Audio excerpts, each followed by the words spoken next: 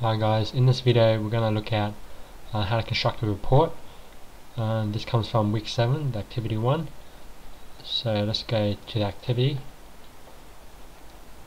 and here we've got each scenario we can choose from. I'm going to choose scenario 4, and in the meantime we'll just go download some model reports that we can use. So we go to assessments, then week 12,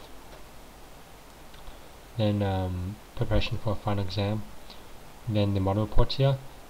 There's a Word document that you can download which will bring up all this information. So these you can use an example to model your reports on. For this activity we use the independent samples t-test.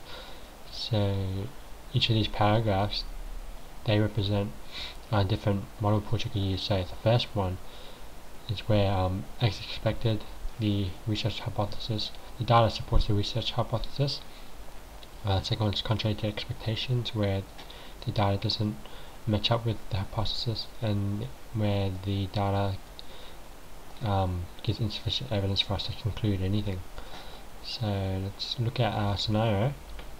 So scenario is that a group of managers claim discrimination in the retail sector and assert that male retail managers are paid more than female managers. So essentially, a group of managers hypothesize that male retail managers are getting paid more than female retail managers. Alright. So we start off out with our research hypothesis. So let me just open up a Word document here. So let's write a researcher hypothesized that, so here we've got blood cholesterol levels. We're concerned about let's see, the weekly salary before tax, so that's how much they're getting paid. So back to our document, we should hypothesize that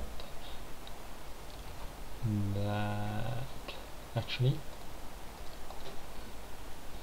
we're going to go with, actually meant to go with, that male retail managers are paid more than female retail managers. So actually we should change this, not a researcher, because there's no researcher in the sentence. We'll go with a group of managers. A group of managers hypothesized that male retail managers are paid more than female retail managers. Okay, that's our hypothesis done. See that matches up with this first sentence here, essentially giving us the same information, just in different words. So the next part is in a sample of 78 adults. So here we have to give out the total number of participants. So we get that by adding these two up, 96 plus 84. Okay, 96 plus 84 equals, sorry, I did 87 there. 96 plus 84, 180 participants. So we'll write, in a random sample of 180, we'll write participants, we'll write something more specific. Here they have adults.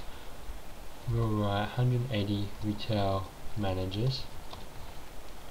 The average blood cholesterol, so the average, so that this one's dealing with blood cholesterol, we're dealing with weekly salary before tax. So the average weekly salary before tax for, so our hypothesis is concerned mainly about male retail managers. We write for male retail managers, the average week for retail managers, and then we have to give the average standard deviation and number of participants. So we'll go bracket x bar space equals,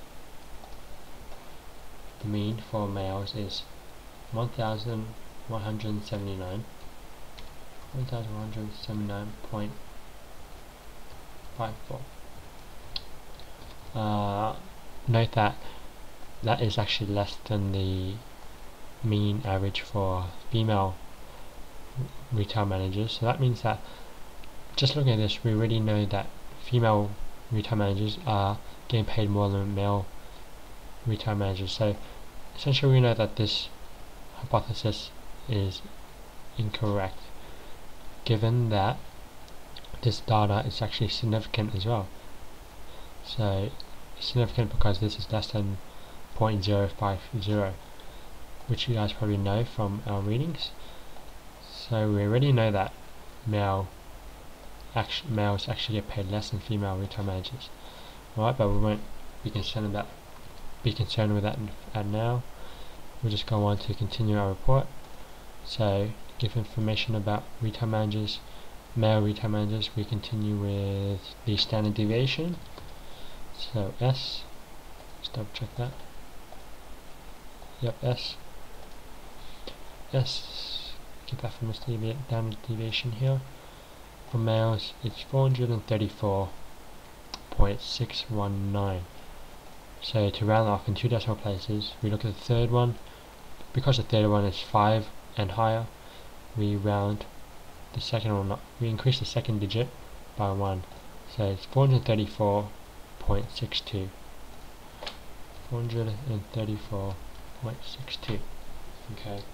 Then we get the number of participants. It's 84 for males. 84, close that bracket. And now here is where we write whether it's higher or lower. So the average weekly salary before tax for male retail managers, here we have was higher. For ours, it was less than the average weekly salary before tax for female managers. Now we do exactly the same thing. We provide the average standard deviation and number of participants for female managers here. So bracket x bar equals 1,345, so 345.55, comma S standard deviation equals 603.66. Again, we round it off to 2 decimal places. Then N equals 96. Got that from there. Okay.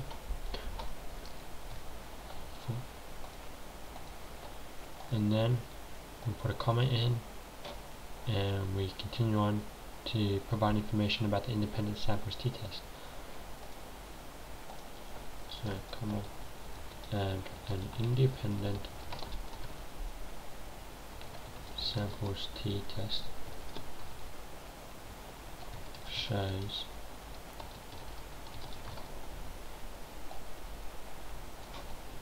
that this difference in the mean, here we have blood cholesterol level. For us it's the average weekly salary before tax. So the average, we already have the average there, which is the mean, so we write the mean weekly salary before tax is significant. Here significant, for us we have to determine whether it's significant or not. Like in the beginning of the video we said that it was. To determine that, we look at here sig, and we look at the first one or second one. To know which one we look at, we have to look at the Levine's test. If the Levine's test is significant, here it is, it's below 0.050, we look at the second row. So if it was the opposite, we look at the first row. So if that was 0.070, we look at the first row. But it's not, so we'll look at, but it's not, it's so because it's significant, we look at the second row. So it's 0.034, that's less than 0.050, so we know it's significant. We just copy that as well. Is significant, and we provide our data to back up our claim. So it's comma T bracket 76 here. That is df. So our df value is 171.86. 171.86, close our bracket, space equals, and it equals t equals 2.14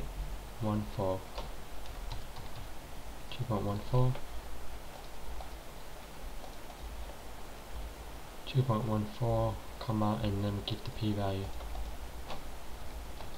P equals, okay, 0.034. Oops, 0.034. If our p-value was all zeros, we would write our p-value as that p, the arrow going to the left, less than 0.001.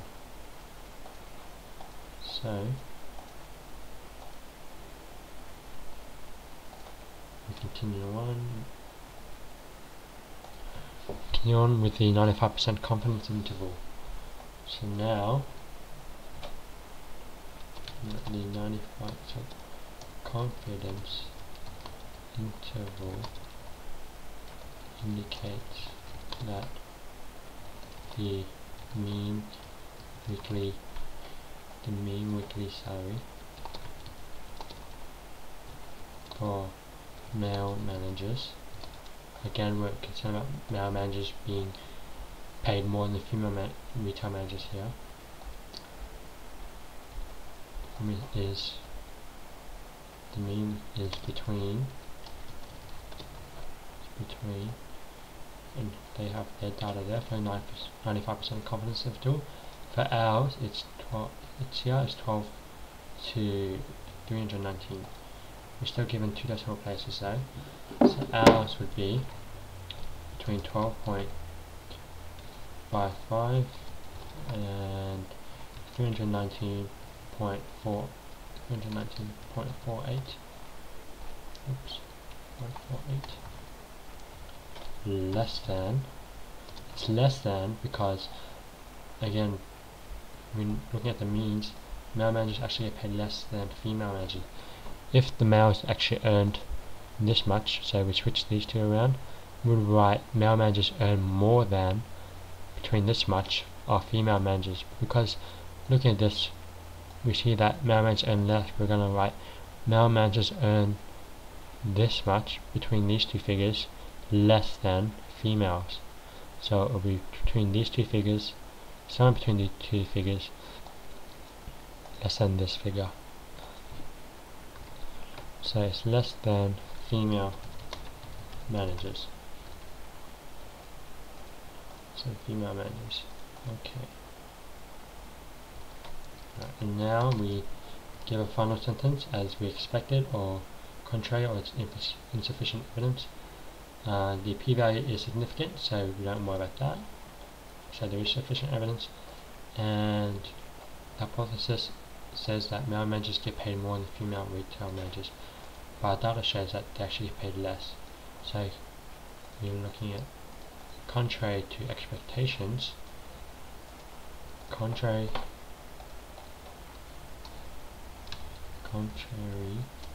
to expectations, the weekly salary before tax for male retail managers is less than the weekly salary before tax for female managers. So yeah, that's about it. So that's our report there, done.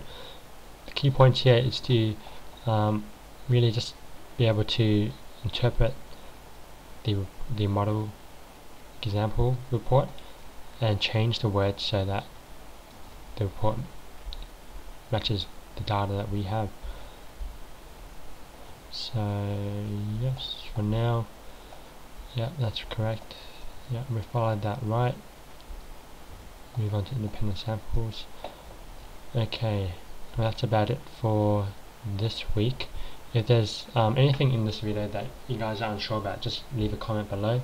And if there's any videos you guys, or any areas that you guys need to like refresh or relearn or need clarification on, just leave a comment below and I'll try to make a video when I can for you guys. So for now, I hope you guys enjoyed the video. Hopefully you guys got something out of it, and I'll catch you guys next time.